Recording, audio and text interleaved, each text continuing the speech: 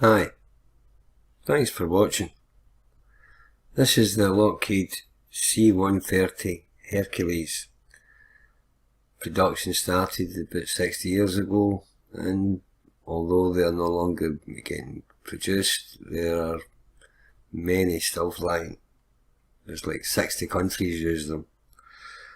So it's 97 feet long, the tail's 38 feet high, and the wingspan is 132 feet. And it's the wings I'd like you to pay your attention to, because that's where I will be focusing my attention. Right, so note the thickness of the wings, and this is where they say the fuel is. Oh, also in here. Right, so first of all, I'd like to show you aircraft wing construction. Right, wing construction. It's a variation on a theme. They're all similar. They're all built the same way, in sections. That's pretty much aircraft wing design, and it looks pretty standard, and they even use it for a glider, even for a model. It's the same thing. Right, so let's look at the Hercules wing. These are people apparently inside the wing of a Hercules, and this is where they put the fuel, inside the wing, with all these pipes and wires and stuff. You see, some of them wear a mask, some forget, or maybe that's just the clean part, I don't know. And again, there's no way this is any kind of fuel tank. Right, so speaking of which, let's look at the fuel consumption. Before we look at the fuel, I was looking for videos of the inside of a Hercules wing, and this was the top video, and it's not long, but it's funny. Right, and remember, this is where they say they put the fuel in this part of the airplane. Right. Back at the entrance of the tank. The entrance is not very big. It's kind of upward to climb out. Everybody has different techniques, but I'll show you.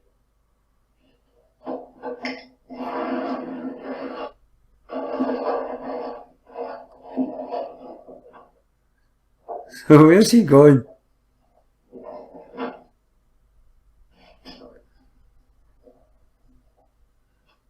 So where is he there? Where's this? Where's that? Right, let's look at the fuel now. Now let's see how much it carries and where do they keep it. 6,700 gallons of fuel in 6 integral wing tanks, and under each wing is an external pylon fuel tank with a capacity of 1,300 gallons. Right, let's see where they put it. So they've got, that's the main tank, and they've got all these other wee tanks. Right. Now there are a lot of numbers here that mean nothing, but it said that it carried 6,700 gallons of fuel. Right.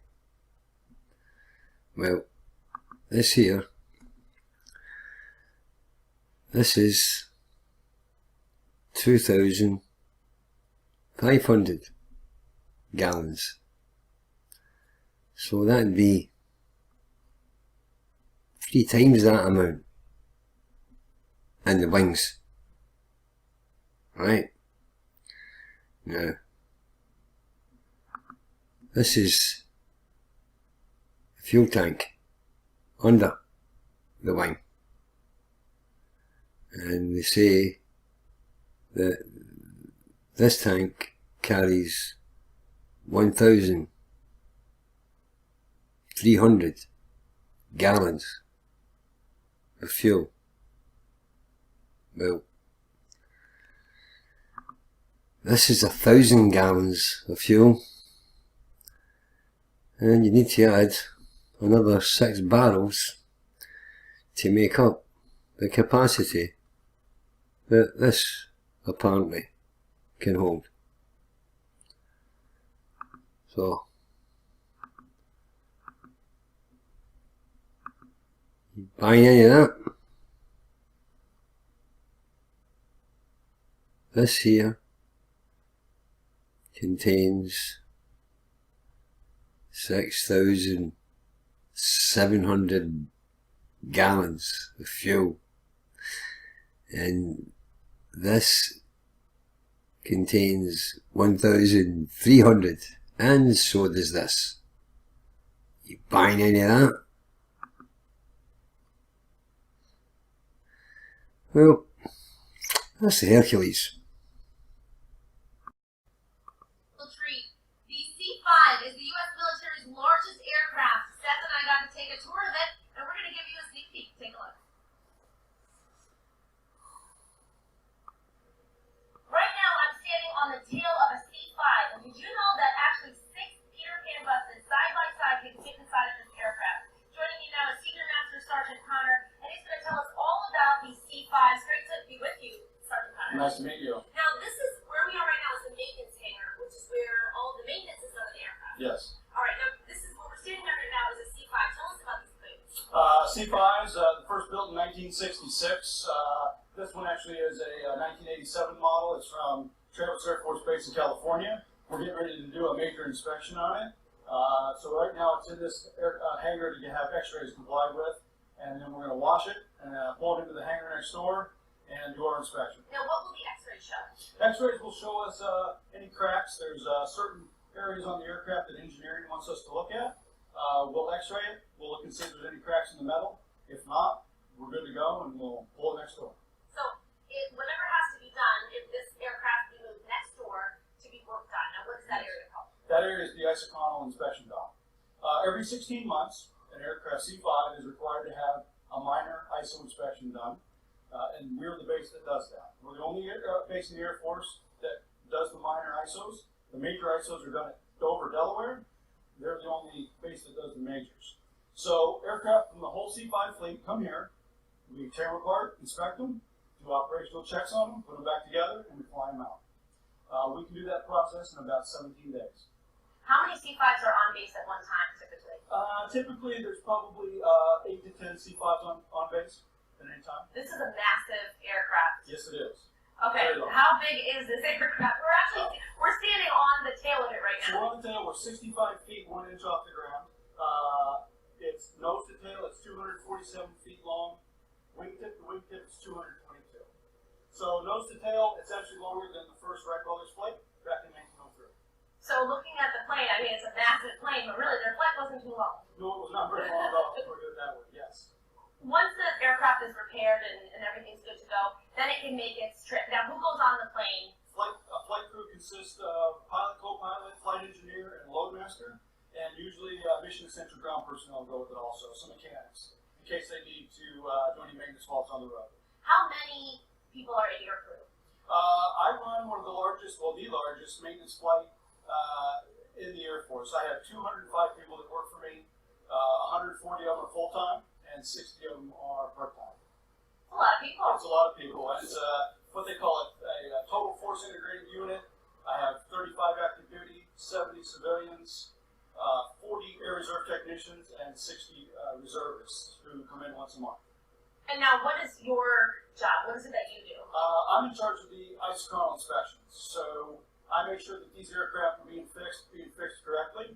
I have an excellent team that works with me, plenty of supervisors underneath me and workers, and we work together as a team and get these aircraft fixed right the first time, and get them back to where they need to be, delivering stuff downrange. Now, you were explaining to me that this C5 is a modified version. Now, what Yes. does that mean? This is C5M. All C5s that are in the fleet, that are going to be left in the fleet, all B models, are going to be converted to C5Ms. This aircraft has been modified. It's got different engines on it, different pylons, upgraded hydraulics, and some upgraded electronics. It's supposed to be more reliable and fly this aircraft into 2040. So now that we've heard about it, Sergeant Connor, can you take us on a tour and let us see the inside of the Yes, I plane? can. Let's go. Let's go. Down the stairs. We got off the tail of the C5 and headed down 6 flights of stairs and made our way to the front of the plane. Just watch your step up here. It's okay, I got my hard hat on. Whoa! This is crazy. You still smell that new airplane smell, because they just redid this. I love that new airplane Oh smell. yeah, it's got all new interior panels, so they redid it all. Very, very nice. New lighting, LED lighting on the ceiling, new lighting up on the walls. This wasn't here on a C5B. Much brighter in there, much brighter. So this is where 2 buses could be? 2 each side by side, 3 deep. There's 6 bunks upstairs. There's a 75-person troop compartment. You can carry 75 troops in here too. Really? Yeah, what's that? I got you. You want to go? Yeah. We followed Sergeant Connor upstairs to see the seating area. He explained how important it is to be safe, efficient, and productive. The quicker we get these airplanes back to where they belong, they can get beams and bullets downrange. It's all about aircraft availability. The more available we can make these airplanes, the more missions they can fly. Next, we head downstairs to the other end of the plane, the cockpit. Seth and I both had a chance to sit in the pilot seat, but there are many different positions that are crucial to executing a safe, successful flight. You're sitting in the pilot seat, co-pilot sits on the right, flight engineer sits over here. Basically, the flight engineer, he is not just a third set of eyes. He is seeing everything that the pilot and co-pilot see on his instruments over here. It was incredible getting a chance to talk with Sergeant Connor on his role maintaining the U.S. military's largest aircraft. These planes are crucial. They carry out specialized missions involving oversized cargo that no other aircraft can carry. They're capable of carrying 265,000 pounds of cargo. You'll be able to get an up-close look at this essential massive plane at the air show this weekend.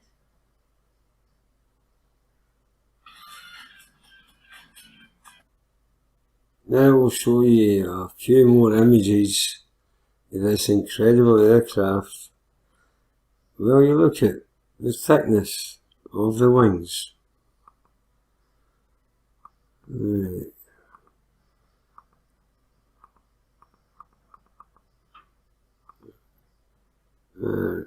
Check out the wings.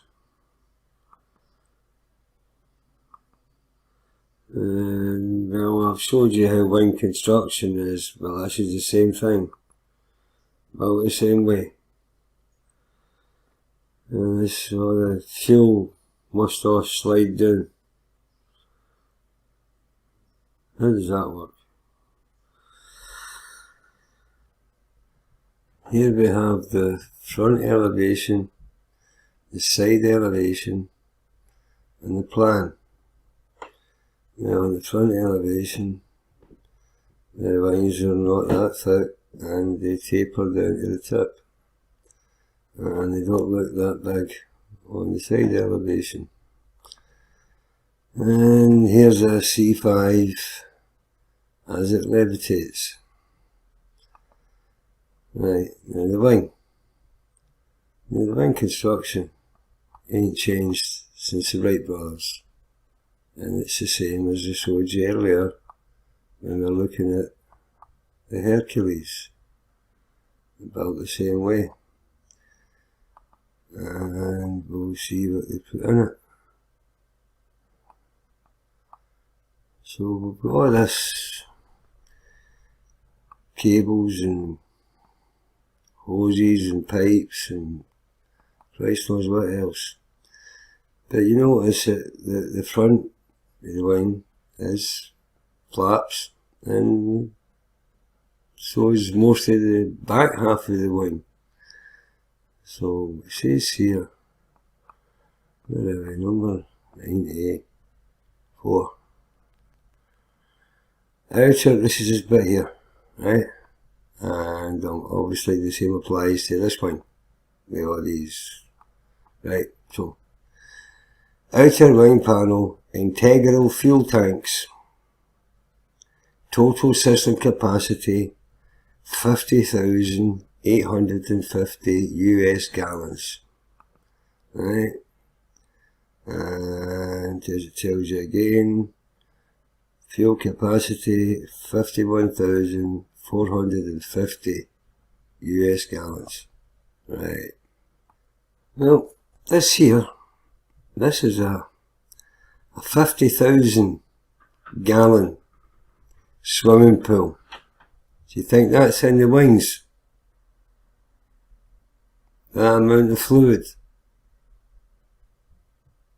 Why not? Right, let's talk about levitation. This is a C5. It's getting ready to take off from Prestwick Airport. Now that's about 30 minutes away from here. And a couple of years ago, I was driving past the airport, and it has a road that runs parallel with the runway. And as I passed the airport, there was a passenger jet doing its final approach. And I kept pace with this airplane. In fact, my son, who was in the passenger seat, said, "It looks like it's floating," because we were travelling at the same speed. And I done that right until it stopped. And I never went past 60 miles an hour. So that was the speed the plane was landing at. 60 miles an hour. So I'll let you watch this. And this is the plane getting up to turn before it takes off. Right. Yeah. Right. Takeoff and landing distances. Right. So a fully loaded long takeoff is 8,300 feet. And a short takeoff unladen is 5,000 feet. Right. Okay, so 8,300 and 5,000.